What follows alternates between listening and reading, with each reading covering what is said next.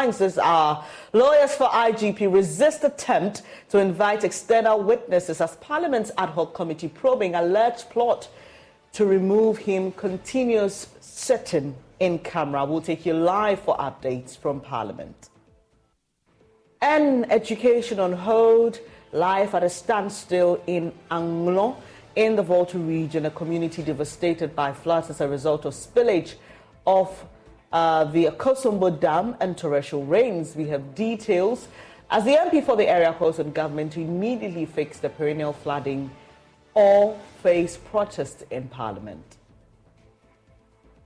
And as we mark Mental Health Day today, we put the spotlight on caregivers going the extra mile to reduce stigma against persons with mental illness. We'll be bringing you that story from the Upper West region, and when the all financial burden of her family was left on her to handle, Melsa had to make a choice to either continue her education or find work to earn money. There's more in today's edition of our Stories of Hope.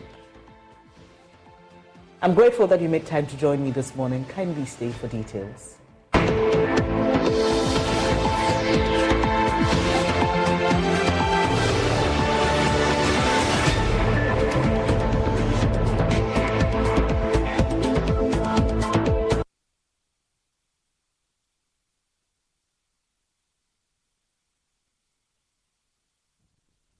We're also live on DSTV, Channel 421, Go TV, and on your digital television because we're free to air, and around the world at myjoyonline.com. We start off on an update on the ad hoc committee that has been investigating the alleged plot to remove the IGP, and the lawyers for the IGP are resisting any attempt by the committee to invite external witnesses. The committee continues its in-camera hearing today, and all witnesses are expected to tender their evidence, including witnesses to testify. But lawyers for the IGP are of the view those testimonies of the extra witnesses are of no relevance to the investigation. They insist the committee has completed its work per its terms of reference. Samuel Mbura has the inside story. The investigation into the alleged plot to remove the IGP has revealed intriguing revelations from the witnesses who have testified during the public hearings. Chief Daniel Bugrinabu, the central figure behind the tape, has shared his motivations and the story behind the recording. Senior police officers, COP Alex Mensah retired, and Superintendent George Asari have also given their testimonies and requested an in-camera hearing to provide further details of their allegations. Even National Security Minister Albert Kandapa was invited and shared findings but declined to submit documents as evidence, citing national security concerns. It's an interim report, but he will not share it with us because if you care to know, it's a national security document. It's not declassified, and in terms of law and the constitution, there's no way we share it with that. The committee took a substantial break to review and analyze the evidence presented to it. It resumes today for a comprehensive in-camera hearing. However, ahead of the hearing, lead counsel for the IGP, Kwame Jan, expresses dissatisfaction with the committee chairman, Samuel Athachia, and signals strong opposition to inviting external witnesses. The chairman is operating as if he is a sole commissioner, and we are going to use all necessary legal means at the hearing not to accept this, and I will protect my client's interests to the best of my ability. This is my oath as a lawyer. And we would resist any attempt by the chairman or the committee to bring any extraneous persons to come and testify. On the other hand, lawyers for Superintendent George Asari challenged the IGP's legal team to resist the invitation of external witnesses if they have nothing to hide. To say that you are going to resist, it presupposes that maybe you have some skeletons hiding in your cupboard and you think these witnesses are going to expose you. Meanwhile, the lawyers representing the IGP accusers have written to the Parliamentary Ad Hoc Committee requesting protection for their witnesses during testimony. Tensions seem to be escalating as the IGP's legal team has vowed to approach the hearing more assertively. But we are not going to go ahead with kids' gloves in the subsequent proceedings. We will not. Are you ready for a showdown? I won't say showdown. This one will be a show up. Showdown has been abused and battered. Expectations are higher for the in-camera hearing scheduled for 5 consecutive days and expected to conclude on 10th October, and it is anticipated to bring closure to the ongoing investigations. Samuel Mbura, Joy News. Let me now take you live to Parliament. Samuel Mbura is there for us. Hello, Samuel. So, as we've already established, these hearings are in camera, but you've been able to get some scoop for us. Are all the witnesses appearing before today's committee in already? Hello, Samuel, if you can hear me, are all witnesses expected to appear before the committee today in?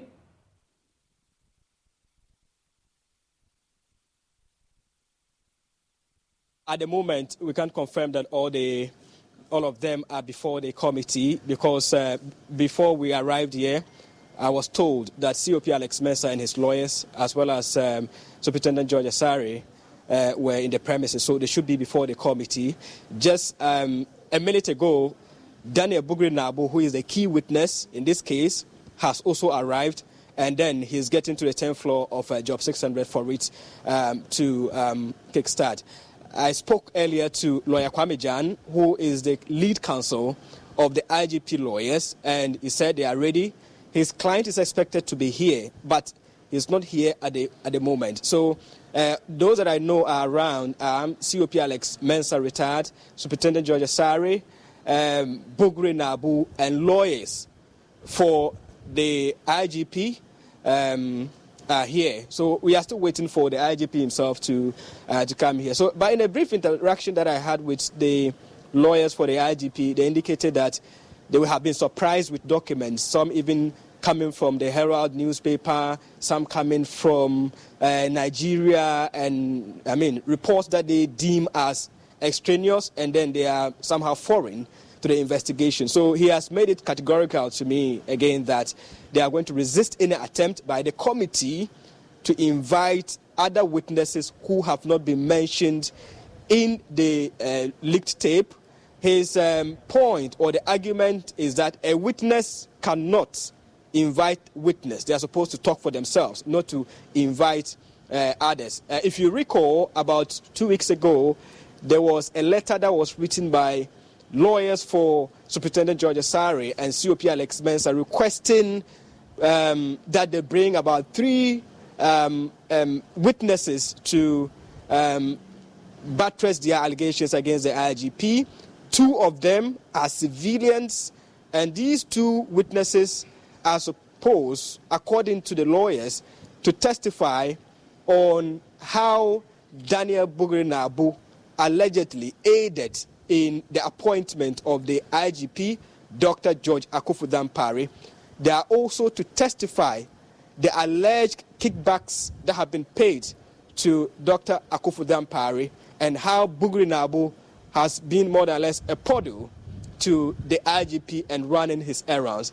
The last person, who is a senior police officer stationed in Accra here, is also to testify on the reported or the alleged use of some of the police units by the IGP for his personal operations and all that. So these are the witnesses that we understand they are to put before the committee. I have not seen them yet, but we are still waiting and then nosing around for information. But as we speak now, the committee hearing, the in-camera hearing, has not officially started. I am told, reliably told, that the committee will have a conference first before they get into the in-camera hearing. So that is the state of affairs here in Parliament so far as this leaked tape investigation, the in-camera hearing, is concerned. Remember, it starts today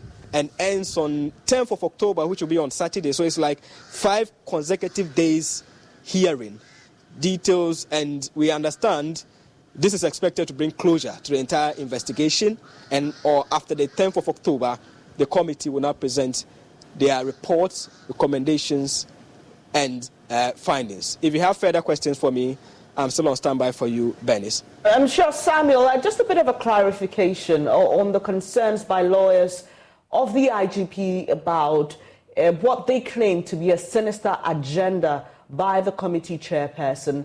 Do we have a response from Mr. Samuel Atachia or even any member of the committee?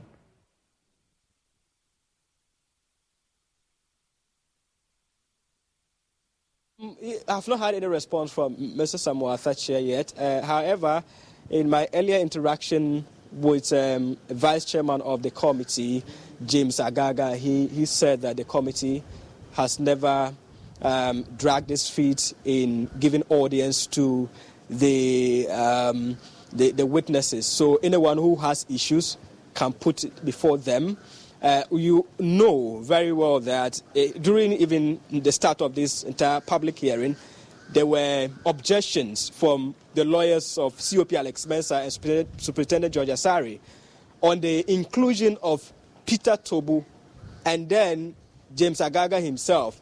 They said they made comments that they deemed as prejudicial, and they were not, by those comments, supposed to be on the committee, but they were able to go around those issues and solve them. So same is applicable here. They are asking the lawyers for the IGP that, look, if you have evidence that there's a sinister agenda against your clients, bring them forth, we'll scrutinize it and then listen to you. But we are waiting for the official response from the chairman himself on some of these allegations that they are raising. Right, Samuel, we'll leave it here for now. That's Samuel Imbura joining us from Parliament, where that investigation into the alleged plot to oust the IGP continues. We understand that the committee will continue hearing witnesses and their witnesses in camera. The IGP's lawyers are opposed to that. In fact, they argue that there's no need for further witnesses, and they say that the committee is done with its work per its terms of reference. Samuel Imbura will be in Parliament for us, and we definitely will furnish you with further details, especially on a response to these allegations made by lawyers for the IGP. Now to some other stories. Life has come to a standstill at Agbobledokui, a community in the Anglong constituency of the Volta region. The uncontrolled spillage of the Akosombo Dam has flooded the entire community, putting the lives of the people there on hold.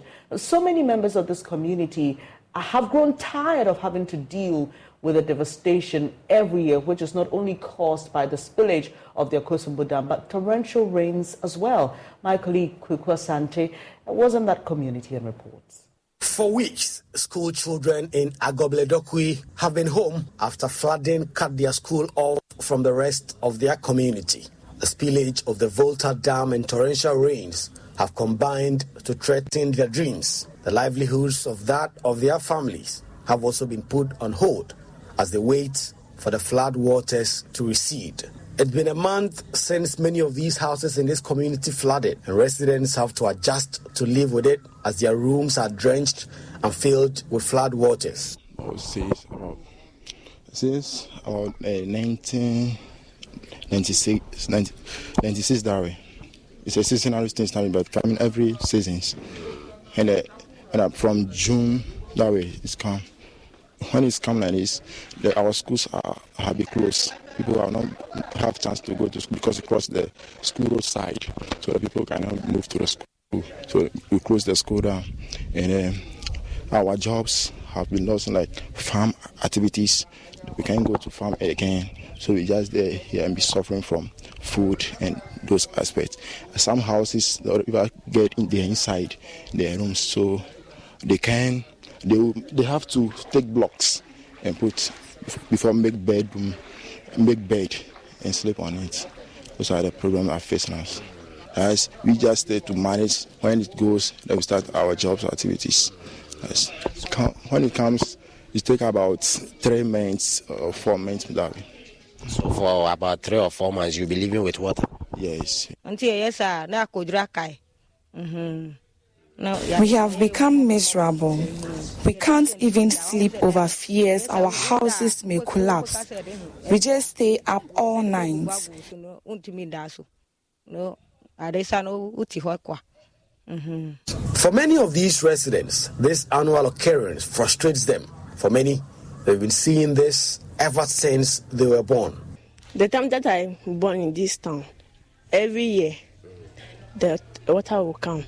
But it also affects us, enter our rooms, our chicken. If they come like this, can't even cook. If you want to cook, you have to buy charcoal before. But if you have a cylinder, so you used to cook.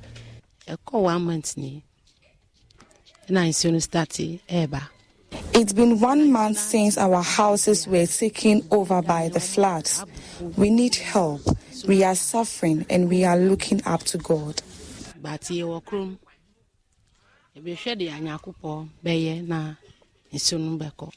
Their call for help seemed to have all fallen on deaf ears. No NADMO in sight to offer relief items. No efforts by the government, they say, to end the perennial flooding once and for all. MP for the area, Richard Kwame Sefe, who donated some items on behalf of the former president, John Dramani Mahama, to the community, urged government to come to their aid. The VRS spillage, the control spillage, which is being done now, the flash waters, as well as the other SSs that are coming into play. For now, we are at a loss as to where to call on, because try as we couldn't achieve anything. If you come to the coast, you are talking of the tidal wave. You come around the hinterlands. This is what we are witnessing. So we are only pleading to the government and its agencies that it's time that they come to help us. If they don't, what is going to happen is that these people are going to remain like this, and God knows when. Already, a number of MPs in these coastal areas of the Volta region are threatening to vote against government's budget if it does not make adequate provision to end this phenomenon. Mr. Safa says if this is what it would take to get government to act, he will join this protest. We, as parliamentarians from the coastal area here, we have been doing our bit by raising questions, appealing to government over the few years we're in parliament. Now that the media, you have come to witness some of this, you can see the devastation on the face of the people. Look at them. People could not even go to their rooms to sleep, neither could they do anything meaningful. A representative of people of Anglo, and this is what they are suffering. If there is any means that I, their representative, could do to for the authorities to hear their cries, if that is the only mean we should go, I will go by that. I, for one, if there is a way that we are going to vote, if there is a way we are going to vote, even if it's going to be 1 out of the 275, I will do that under protest. So that one, you count on me that I will have a way of trying to put some of these things across. For now, and as residents wait for some action by those paid and those in office to fix these issues and make their lives better, they have to wait with patience for the next 2 or 3 months so that they can get their lives back to normalcy. After these flood waters recede, they can send their children back to school. But the rest of the world isn't waiting. For Joy News, Kweku Asante, Agoble Dokui, Angloga District, Volta Region. Now from the Volta region, we go to the Upper West Regional Capital, where a young man's passion for mentally ill persons in that part of the country has brought hope and sanity to the lives of even babies and adults who would have otherwise remained socially excluded and stigmatized. Some would have even died due to lack of proper medication and nutrition. Today is Mental Health Day, and as part of awareness creation, we put the spotlight on Ilyasu Yusuf Baba, who through his Bahas Foundation has reduced the number of people living with mental health conditions on the streets of the Wa municipality. His interventions have helped to reduce stigma, torture and ill treatment of mentally ill persons in that community.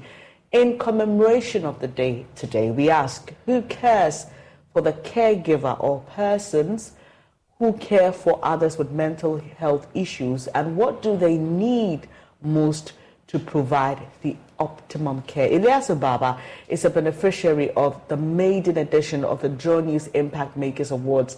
He joins us via Zoom with more. Hello, Ilyasu. I'm so excited to see you today. I remember when you picked up that award and how excited you were.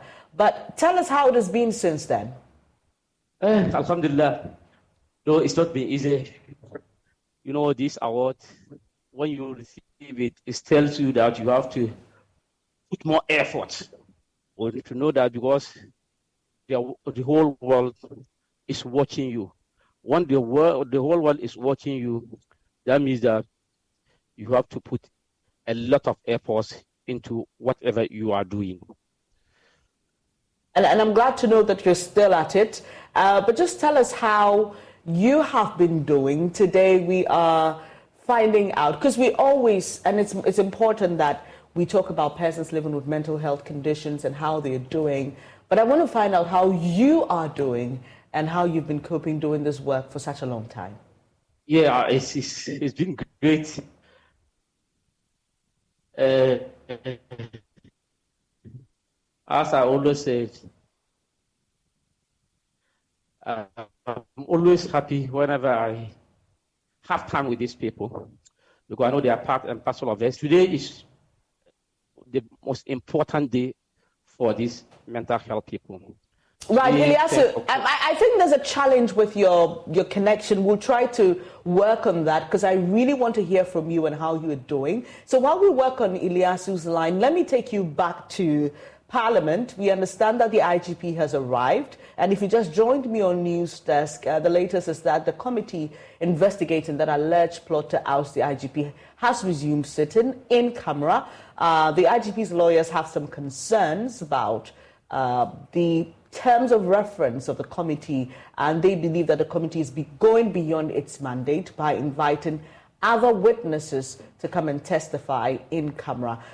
Samuel Mbura is there for us. Samuel, if you can hear me, the IGP has arrived. I'm sure he came with his lawyers. What's the latest you can report?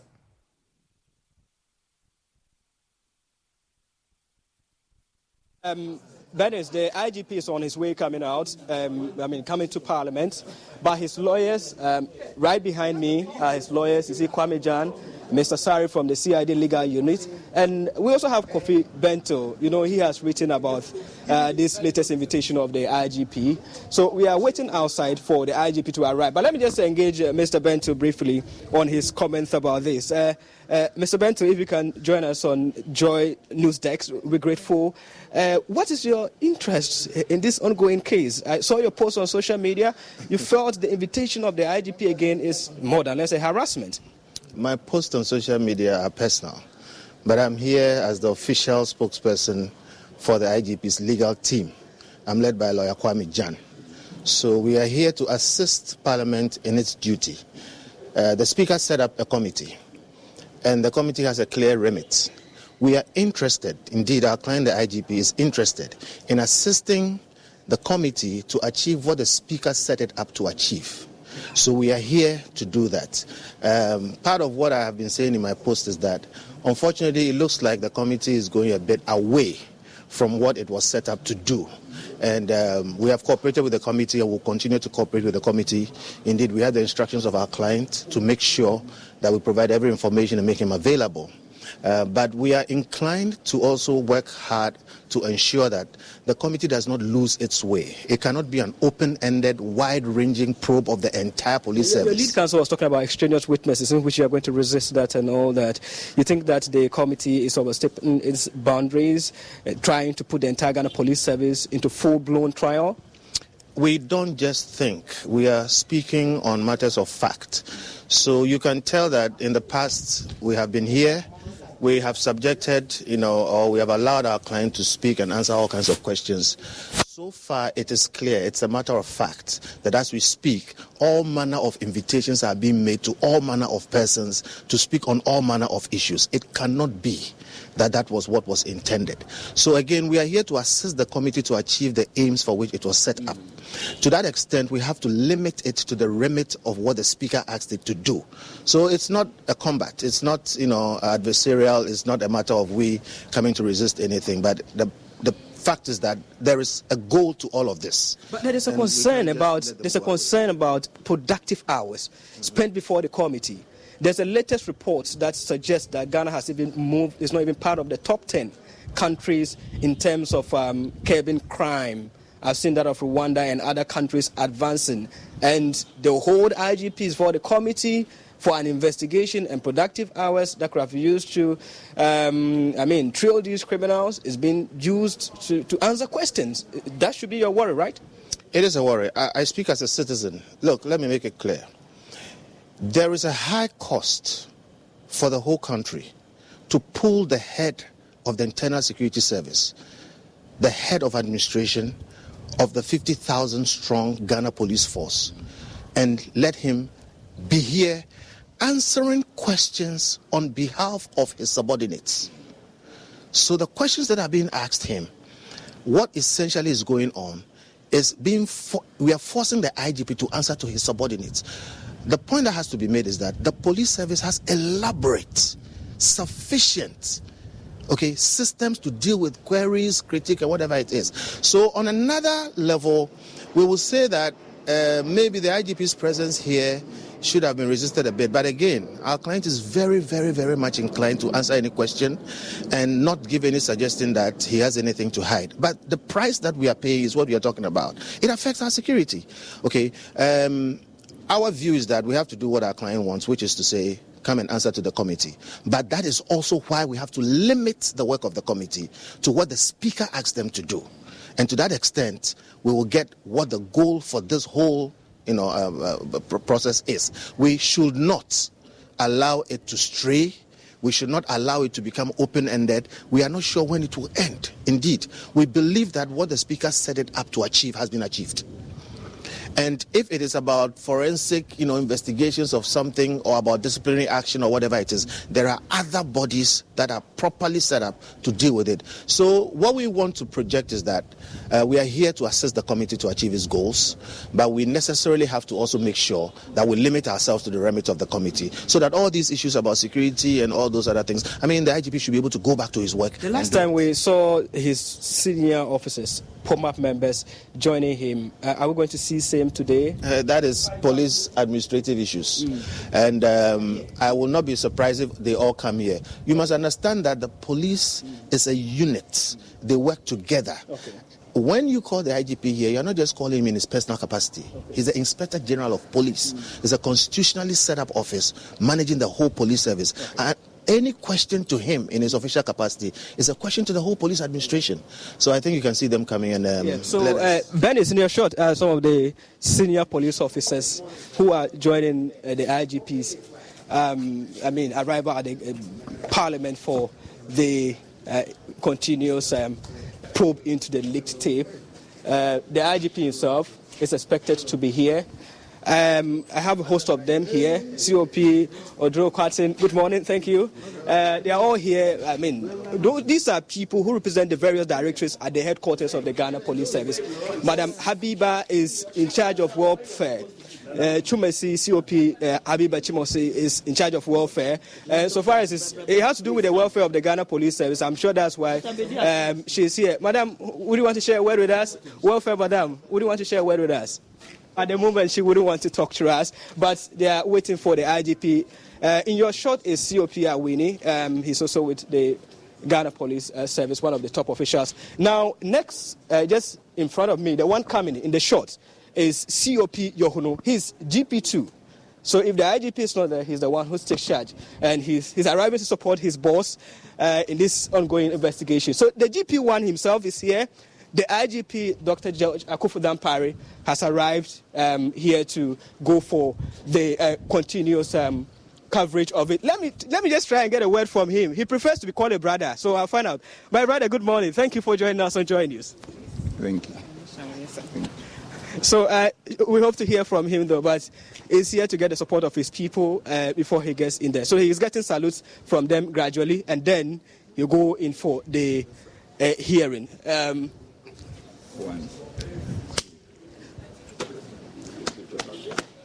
My brother, the whole Ghana is watching you. Just a word from you. Would you want to say hi to them? Well, the IGP wouldn't speak, and he's leading his team in there.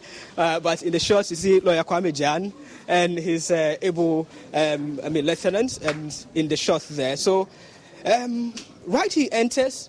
If he enters, then the entire investigations would begin. But we would have wished that we'll get a word from the IGP. All right, I wish you all the best.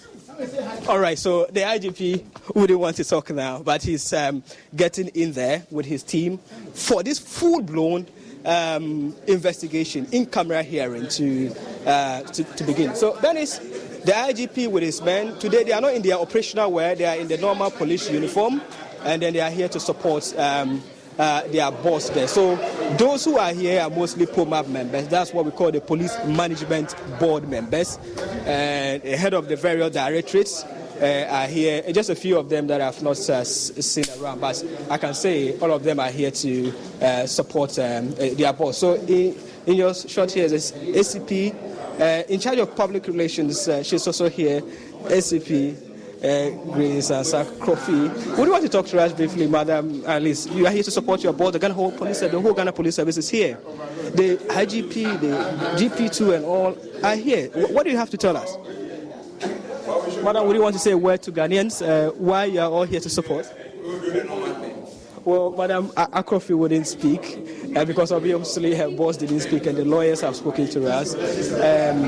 We are waiting to see what happens. Right, so that's Samuel Imbura joining us from Parliament, giving us details as the committee investigating the alleged plot to oust the president continues its hearing today. We understand that it will continue in camera.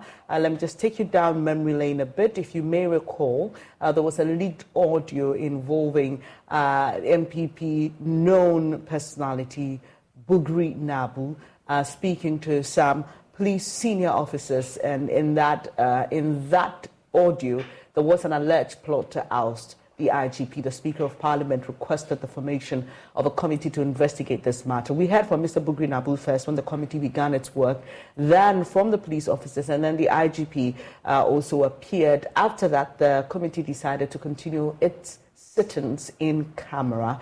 The lawyers for the IGP have raised concerns about that, and we understand that there may be a response to these concerns much later today when the committee either speaks to the media before or after its hearing. So we've got our fingers crossed. Samuel Imbura is there for us and will be bringing us all the updates. But let's go back to Ilyasu Yusuf Baba.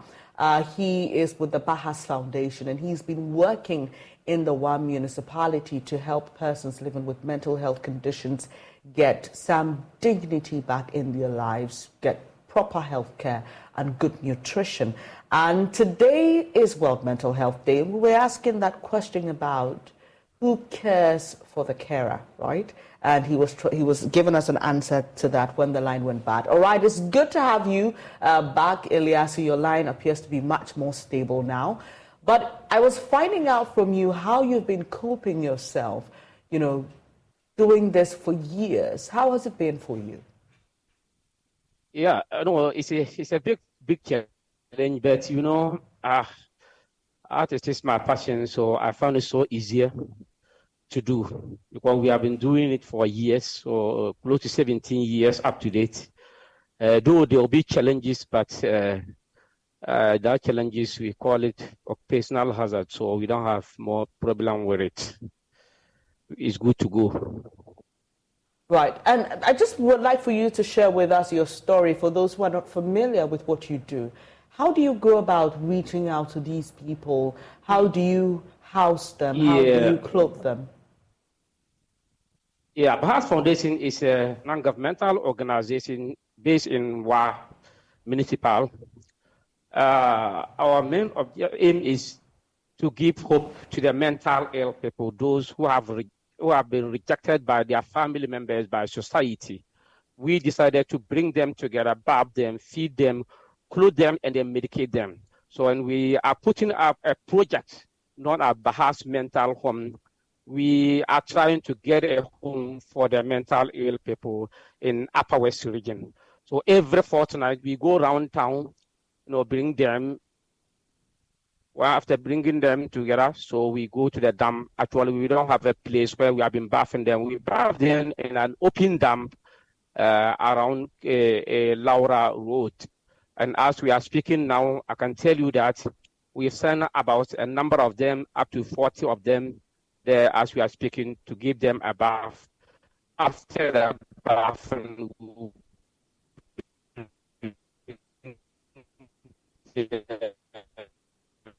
to the ground where we are going to have a lot of dignitaries and some other big people. As today is World Mental Health Day, we take the opportunity to educate people more on mental health.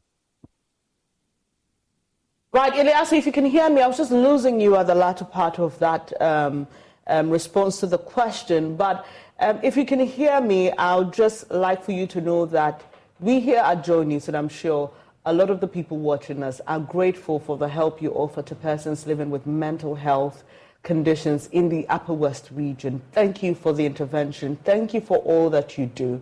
And hopefully we will reach out to you sometime soon, visit you in Wa. And for those of you who are watching who would like to support Ilyasu, your support is more than welcome. Thank you once again, Ilyasu. And just talking about help, just let us know how anyone can do that. Yeah, I want to also use this opportunity to thank JoyNews for the award given me and the exposure they've given me through JoyNews. JoyNews is a very big platform which everybody would like to share with. So I thank everybody, especially those who are always here to help bath and feed their people. There are a lot of people who have been supporting me, especially in the municipality. I give thanks to all of you. But I am still appealing to the general public to help perhaps foundation get this accommodation we are talking about, perhaps mental home. Though we've started molding blocks, but we still need a lot of support. The individuals and other organizations, whoever think that he can come to our aid to help us, we are appealing. Our door is open for everybody who think he can come and help us get a room, a house for these people. Thank you so much. So thank you for all you do. We appreciate you. And that was Ilyasu Yusuf Baba, the JoyNews impact maker for the health category. He definitely deserves that. Now, Nasiba Bawa went viral after an interview with JoyNews' Maxwell Agbaba at the Occupy Jolobi House protest some 3 weeks ago. She spoke passionately about Ghana's ineffective healthcare system. We're learning that 48 hours after the protest, she was sacked by her private employers. Nasiba says that although she doesn't want to draw a direct link between the protest and her termination, she believes there's always a price to pay for speaking out. Maxwell Agbaba has more in this report. It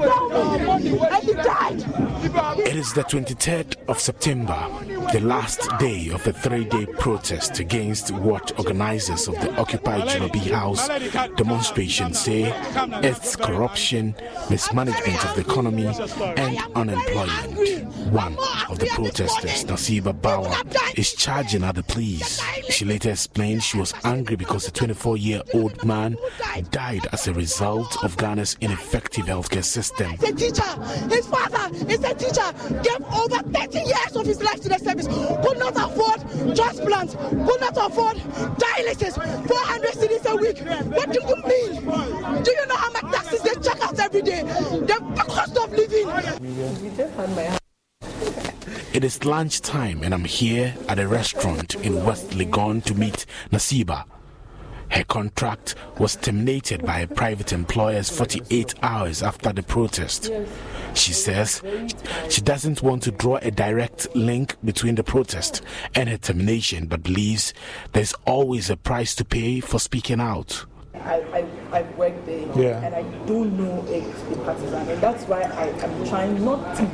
I keep saying that I don't want that connection because if I knew that the company was partisan, then maybe I can say that because it's partisan, it's fair enough to come towards to or to pin this thought. But I don't know it's a partisan. Yeah. And I wasn't told that was the reason. Yeah.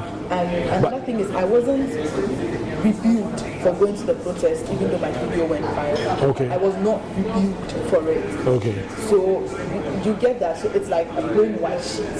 So it's really hard to say that it's because of this, it's because of that, or because I was rebuked. When I got to work on Monday, I was rebuked, or they sort of questioned me, or the comments was passed that made me look like, you are not okay. No, none of that. Okay. If it's because of it, fair enough, there's always a price to pay for everything. I'm going to tell you that going to a protest and there is a price to pay for everything. That's what your uncle told you? And that's okay. Okay, wait, your uncle said what? My uncle says that there is a price to pay for everything. Yes, they said, like I said, they said they had... you were sick, you took days off with permission? Okay, so let me read that part of the tweet. You said, they said when I was sick and took days off with permission, they hired someone to replace me. That was 3 weeks ago. Why abruptly ending it now? The math is not mathing. Yeah. So you took sick leave 3 weeks ago. No, you returned actually. You took some days of sick leave and then returned. And I've been working for the past 3 weeks before the protest. And then 48 hours after the protest, you come back to work. Then you're told that, you remember the sick leave you took 3 weeks ago whilst you were away? We got another person, and the person is going to start work in October. I think that for me, I didn't pay much. I mean, when I even tried to think about it, I also tried to think about the company because I've also heard where people have been let go for like health purposes because the company feels like you can't really rely on it. The only reason why I was thinking was, when I came, why was I not told that this was what was happening, and so that I could, like sort of just ready myself, if that was what it was, But also, people don't owe me. I just want to say that, I'm trying to, I understand, or I'm attempting to understand all the parties involved and just understand that, or maybe that's not it, it's something else. She says she's not worried and will continue to fight for a better healthcare system. Last week, Nasiba was part of the panelists for the Joy News event on the dialysis crisis. As she said, the country continues to fail its citizens. And the only thing that stands between you and death is dialysis, and you cannot even access it. And we heard the Kolebu CEO why they cannot even open it to OPD cases. And that's what stands in between you and death. So you are just dying not because your body is failing you, but because your country is failing you, and that shouldn't even be. Labour expert Senor Ejabin says Nasiba's employers erred in terminating her contract. There are grounds for termination of employment under our labour laws, and therefore, if the termination of employment is not in accordance with those grounds, then of course there are legal remedies for which an employee can go through any adjudication process to get some justice. You will have to present a defense, an argument properly so that proving that one, you had a contract of employment that was active and that it was terminated either in breach of the contract of employment, the labor law, or your rights under the 1992 Constitution. So it is they would need to go into the circumstances a lot more to know exactly what she can do. But yes, if she was terminated on the basis that she took time off with permission and came back and she was replaced, then of course that does not constitute a ground under the labor laws and hence I think legal action.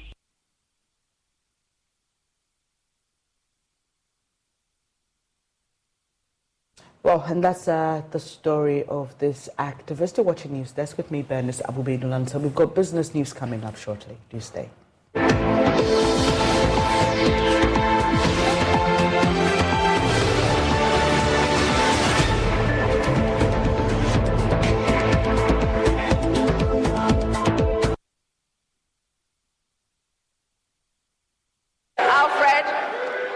silver iodide. You are right. Mark your calendars, set reminders, and get ready for the academic showdown of the year. The 2023 National Science and Maths Quiz. It's time for the brightest young minds in Ghana to battle it out for academic supremacy. Expect mind-bending equations, heart-pounding moments, and nail-biting suspense as the best schools go head-to-head. Who will emerge the ultimate champions and claim the prestigious trophy? Catch the action on TV, radio, and online starting 6th to 24th October 2023.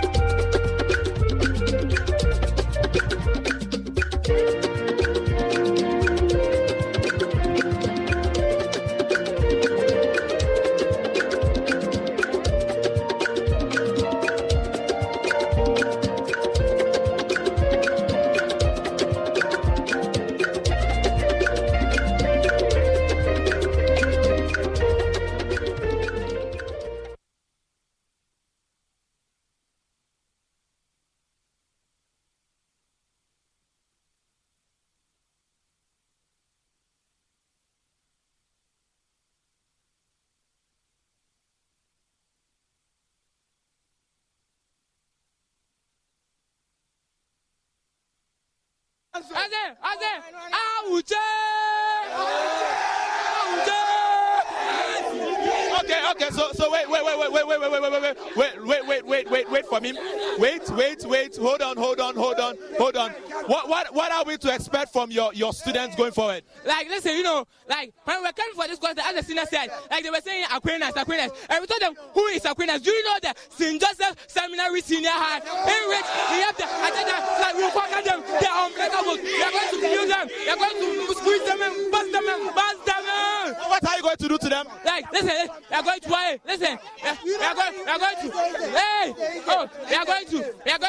are going to flagabas them, escabulate them, onomatopia them, enjoy them,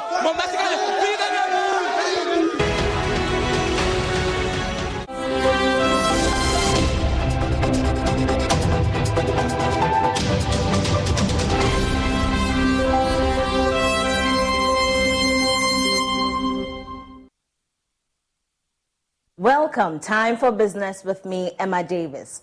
The Director General of the Social Security and National Insurance Trust, Dr. John Ofori-Tenkoran, has stated that the only way to eradicate old age poverty for workers in the informal sector is to join the SNIT scheme. Speaking at a stakeholder meeting at WA in the Upper West region regarding its newly launched product, the Self-Employed Enrollment Drive, he noted that the aim is to redefine social security in Ghana and give hope to the self-employed to be able to retire with dignity and comfort. Rafiq Salam reports from WA. The stakeholder engagement held by the Social Security and National Insurance Trust, SNIT, is in partnership with the Trades Union Congress, aimed at roping workers in the informal sector to have a dignified retirement. Various trades associations took part in the engagement, including dressmakers, hairdressers, tailors, farmers, and the Ghana Private Road Transport Union.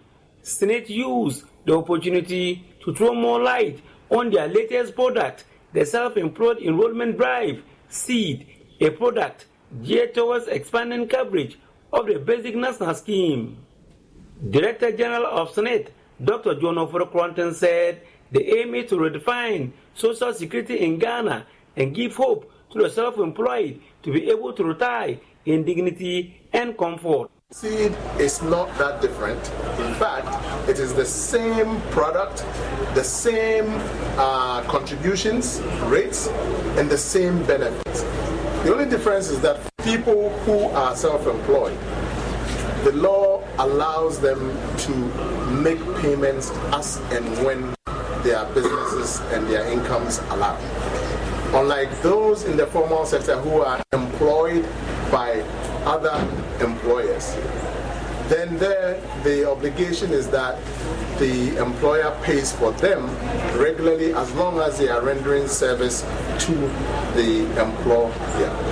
So for the self-employed, the participation onto the SNIT scheme is voluntary. It is not mandated by law. So these people then also have some flexibility as to when they pay their pensions. However, because the product is the same, the longer you contribute, the more your income replacement value, the higher your pension, and the often you contribute, the more you stand to benefit or to qualify for invalidity or life insurance benefits as and when those events occur. Dr. John Ofori-Kuranten allayed the fears of the public on some misconceptions about Senate, stating that it is a change agency. Yes, there are a lot of misconceptions about SNET. One of them has been that SNET is only available to government workers only. So that means that if you are not paid by the Comptroller and Accountant General, then you cannot join SNET. But that is false. As I showed today in the presentation, what we found out is that right now there are more private sector workers joining SNET, some 1.2 million of them, whereas government workers are only like some 700,000 at best. The last one is that people think that SNET pensions are low. Yeah, I'm sure you've heard people say, I've worked for 35 years, and when I went on pension, all I got was some small amount of money. Well, as I said today, the SNET scheme is not an investment scheme, it is an insurance scheme. What do we insure? We insure your salary. Like other insurance companies, we insure your cars, your houses. SNET, what we insure is your salary. He noted that the only way to eradicate old age poverty in the country is to join the SNET scheme. We have a branch around, and they have also been mandated to go out there and do public education and some marketing. So I think with all of our collective efforts, if we want to eradicate old age poverty, because our society has changed and our children are not going to be living with us in the villages anymore because they are going to school and they are getting jobs elsewhere and they are probably going to abroad or going to Accra or whatever. We cannot rely on them. And so whilst we are working, whatever the nature of our job, let's take advantage of it. So help us spread the message. Reporting for JoyNews, Rafiq Salam. Back in Accra, leading dairy producer Promasidor Ghana has donated over 330,000 cedis to support the cost of surgery of some 7 patients at the National Cardiothoracic Center at Kolebu. This comes after the corporate social responsibility campaign of the company, Cowbell Impacting Lives, partnered the center to support financially constrained patients. The ceremony coincided with a series of social impact activities which form part of the launch of the Cowbell Premium and the Cowbell Vita Rich product. Here's more.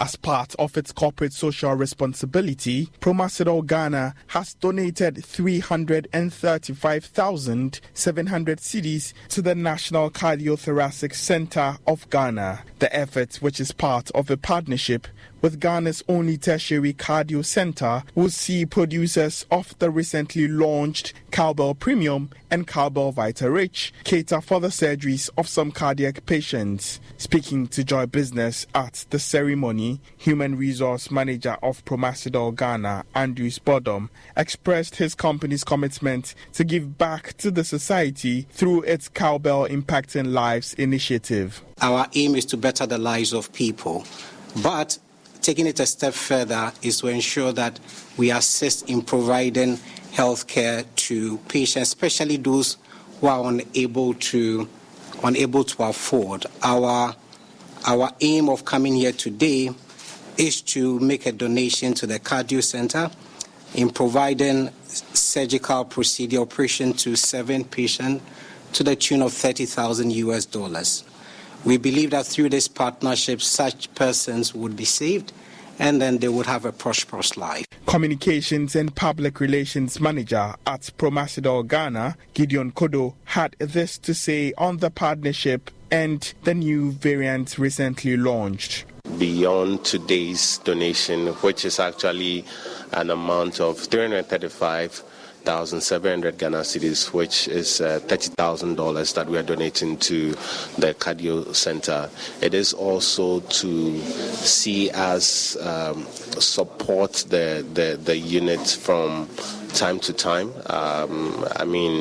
We look forward to this being a long-term partnership, and so it is not just a one-off.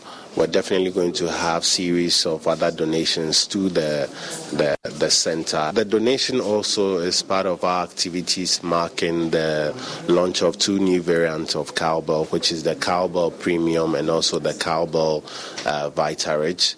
The whole idea for these 2 new variants is to provide variety in the dairy category space, which we are leaders in. And so whilst bringing in new products to give value and also that nutritive element to the Ghanaian consumer, we also see it very important to give back to the society. Dr. Cole Inchia-Mensah, a cardiothoracic surgeon at the center, expressed his gratitude for Cowbell's continuous generosity. The gesture is not just a simple presentation of cash, but you are virtually giving these individuals their lives back to them, because without this surgical intervention, the outcome is bleak for them. We are grateful that you are not making it a one-off donation, and that you have promised long-term partnership starting with these 7. And so we are looking for many more donations or many more presentations to save the many patients who need these surgeries. Promasidol Ghana recently introduced Cowbell Premium and Cowbell Vita-Rich, which are new variants of Ghana's favorite dairy product, cowbell. That's all for business. My name is Emma Davis. For more news, log on to myjoyonline.com/business. News Desk continues.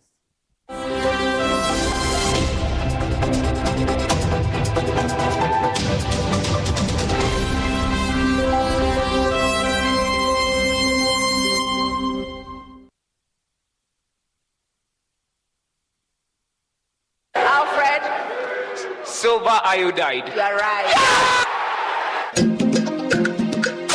Mark your calendars, set reminders, and get ready for the academic showdown of the year.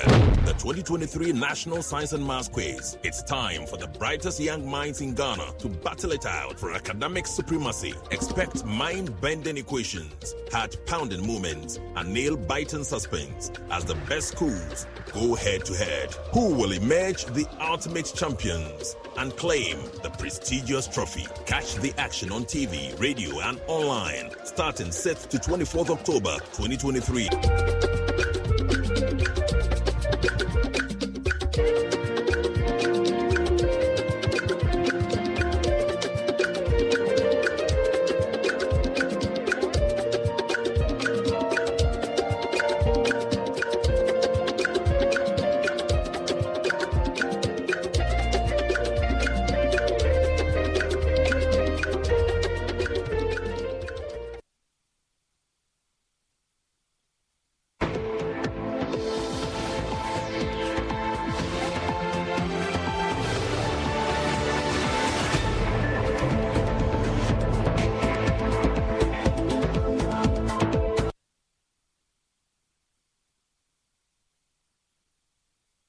Thank you for staying on News Desk with me, Bernice Abubeidulansa, and the story about 21-year-old Mel Safia Nochua, who's chosen to work instead of furthering her education so she can help her younger siblings access education, will be brought to you during the midday news. So you want to stay for that. That is our latest edition of our Stories of Hope. That's how we end this edition. I'm grateful for your time. There's more news when you log on to myjoyonline.com. We are also very interactive on Facebook, Instagram, and Twitter. We are Joy News on TV. Do enjoy the rest of your day. At 12, we are back with a major news update. Take care.